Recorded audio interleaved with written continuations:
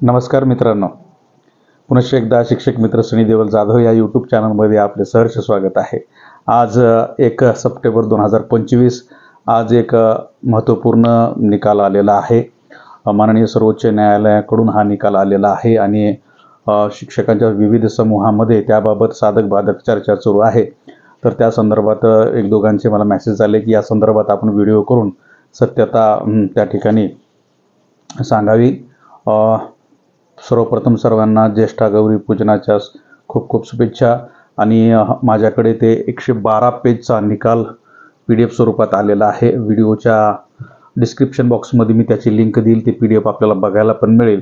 तो जो निकाल आहे त्या याचिकेवर आमचं लक्ष पूर्वीपासून होतं। या याचिकेसंदर्भात मी अनेक संघटनांशी बोललेलो सुद्धा होतो की या ठिकाणी अशा प्रकारे अशा एक याचिका चालू आहे आणि त्याचा निश्चित परिणाम आपल्यावर होऊ शकतो। मद्रास उच्च न्यायालयाचा निकाल आणि महाराष्ट्रातील काही नियुक्त्या आणि पदोन्नत्या संदर्भात पिटिशन चालू होत्या, त्या संदर्भात तातडीने आपल्या महाराष्ट्र शासनाने देखील काही माहिती मागवलेली होती। ती माहिती तातडीने गोळा करून सर्व जिल्ह्यामधून गेली पण होती। त्यावेळेस देखील मी शिक्षकांसोबत चर्चा केलेली होती की असं होत आहे आणि याचा निकाल लवकर येऊ शकतो, कारण त्यावेळेस NCETनं प्रतिज्ञापत्र दाखल केलेलं होतं आणि त्या प्रतिज्ञापत्राची कॉपी देखील माझ्याकडे 1 पेज आलेलं होतं आणि त्याच्यानुसार या याचिकेत काय निकाल लागेल याची कल्पना आलेलीच होती। तर ही याचिका आहे, याचिका क्रमांक 1385/2025 अंजुमन इशात ई तालीम ट्रस्ट विरुद्ध महाराष्ट्र सरकार व इतर अशा प्रकारची पिटिशन आहे। त्याच्यामध्ये जवळजवळ 10-12 इतर पिटिशन आहेत। त्या सर्व पिटिशन एकत्र करून त्या ठिकाणी आज रिझल्ट आलेला आहे। हा जो रिझल्ट आलेला आहे त्या रिझल्टामध्ये असं सांगितलेलं आहे की अध्यापन सेवेशी संबंधित सर्व शिक्षकांना त्यांच्या सेवेत राहण्यासाठी किंवा पदोन्नती मिळवण्यासाठी शिक्षक पात्रता परीक्षा म्हणजेच TET उत्तीर्ण करावी लागेल। न्यायमूर्ती दीपंकर दत्ता आणि न्यायमूर्ती ऑगस्टिन जॉर्ज मसिह यांच्या खंडपीठाने हा निर्णय दिलेला आहे। तथापि ज्या शिक्षकांच्या सेवा 5 वर्षापेक्षा कमी शिल्लक राहिलेल्या आहेत अशा शिक्षकांना मात्र ही पात्रता परीक्षा देण्याची गरज नाही असं निकालात त्या ठिकाणी सांगितलेलं आहे। परंतु ज्याची सेवा 5 वर्षापेक्षा अधिक शिल्लक आहे त्यांना मात्र TET परीक्षा आता उत्तीर्ण होणे आवश्यक आहे। जर तसे झाले नाही, तसे केले नाही तर त्यांना राजीनामा द्यावा लागेल किंवा सक्तीची निवृत्ती घ्यावी लागेल असं निकालाचं त्या ठिकाणी सरळ प्रथमदर्शनी अर्थ दिसत आहे।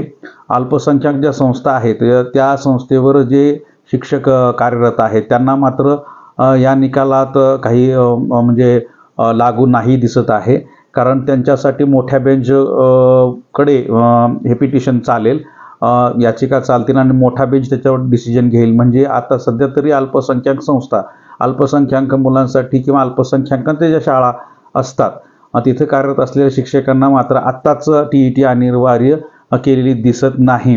TET परीक्षा जे आहे ते सर्व शिक्षकांना जवळजवळ माहिती आहे, तरीसुद्धा सांगतो की 2010 मध्ये राष्ट्रीय शिक्षक शिक्षण परिषदेने म्हणजे NCETने RTचं कलम जे आहे 23(1) यानुसार पात्रता परीक्षा अनिवार्य केलेली होती। त्याच्यानंतर जे काही शिक्षक लागले होते नोकरीला त्यांना पहिल्यांदा ज्यांची TET नव्हती त्यांना पहिल्यांदा 5 वर्षाची मुदत नंतर 4 वर्षाची दिलेली होती। अशा प्रकारे एकंदरीत हे सर्व दिसत आहे सकृतदर्शनी तरी, कारण याचा अर्थ मी काढण्याचा प्रयत्न केला। सध्या तरी अर्थ असाच होतोय की मद्रास उच्च न्यायालयाने जो निर्णय दिला होता 29 जुलै 2011चा जो नोटिफिकेशन होता NCET त्याच्यावर एक मद्रास उच्च न्यायालयाने जून 2025 मध्ये निकाल दिलेला होता की 29 जुलै 2011 पूर्वी जे शिक्षक सेवेत आहेत त्यांना TET उत्तीर्ण होण्याची गरज नाही, परंतु पदोन्नतीमध्ये TET कंपल्सरी राहील अशा प्रकारचा डिसिजन होता। तो डिसिजन देखील त्याच्या डिसिजन नंतर हा सर्वोच्च न्यायालयाचा डिसिजन आलेला आहे। तर सकृतदर्शनी पाहता TET सर्व शिक्षकांसाठी आता कंपल्सरी झालेली आहे। 2 वर्षात TET उत्तीर्ण व्हावी लागेल अशाही चर्चा त्या ठिकाणी व्हॉट्सअपवर कुठे कुठे चर्चेला जात आहेत। परंतु खरोखरच हे असं होईल का असं अनेक शिक्षकांचा प्रश्न आहे. कारण आता काही जणांच्या 20-20 वर्ष सेवा, 25-25 वर्ष सेवा झालेल्या आहेत आणि TET माहिती आहे आपल्याला की किती काठिण्य पातळीची असते. मग त्याच्यासाठी स्वतंत्र अभ्यास क्लासेस वगैरे हा जो प्रकार आहे तो आता शक्य आहे का, असे काही प्रश्न उपस्थित केले जात आहेत. निश्चितच या ठिकाणी आता लाखो शिक्षकांशी संबंधित हा मुद्दा असल्या कारणाने मुदतवाढ वगैरे मिळेल अशा काही गोष्टी पुढे येऊ शकतात.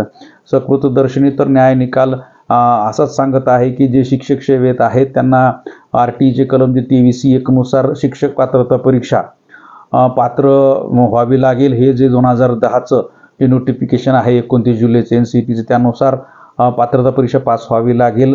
त्यामुळं पुनश्च एकदा शिक्षकांवर आता विद्यार्थी होण्याची वेळ येते की काय, आणि पुन्हा क्लासेस, पुन्हा पुस्तकं, हे सगळ्या गोष्टी कराव्या लागतात की काय असंच वाटायला लागलेलं आहे. तरीसुद्धा 1-2 दिवसामध्ये याच्यावर आणखी चांगल्या प्रकारे त्या ठिकाणी अर्थ घेऊन काही लोक पुढे येतील, संघटनाही पुढे येतील आणि शासनाकडून देखील याच्यामध्ये स्पष्टता येईल अशा अपेक्षा बाळगूया. सध्या तरी सर्वोच्च न्यायालयाच्या न्याय निकालाचं या ठिकाणी वाचन केल्यानंतर असंच लक्षात येतं की आता सर्वच शिक्षकांना जे 5 वर्षापेक्षा जास्त सेवा शिल्लक असलेले शिक्षक आहेत आणि TET पात्र नाहीत, यांना केंद्राची किंवा राज्याची TET पास करून घ्यावी लागेल असंच चित्र दिसत आहे. अन्यथा राजीनामा द्यावा लागेल किंवा त्यांच्या सेवा समाप्त होतील असंच या ठिकाणी सकृतदर्शनी काही माध्यमावर आलेल्या बातम्यामध्ये सुद्धा असं स्पष्ट व्यक्त केलेलं आहे. त्या बातम्या देखील मी वाचल्या आणि त्याच्यातून असंच दिसतंय. तर ठीक आहे, जे आता वाढून आलेलं आहे त्याप्रमाणे आपल्यालाही रिॲक्ट व्हावं लागेलच. सर्वांचे पुनश्च एकदा खूप खूप आभार माझे व्हिडिओ खूप व्हायरल केल्याबद्दल आणि खूप चांगला प्रतिसाद दिल्याबद्दल. व्हिडिओ आवडल्यास नक्की शेअर करावा. धन्यवाद.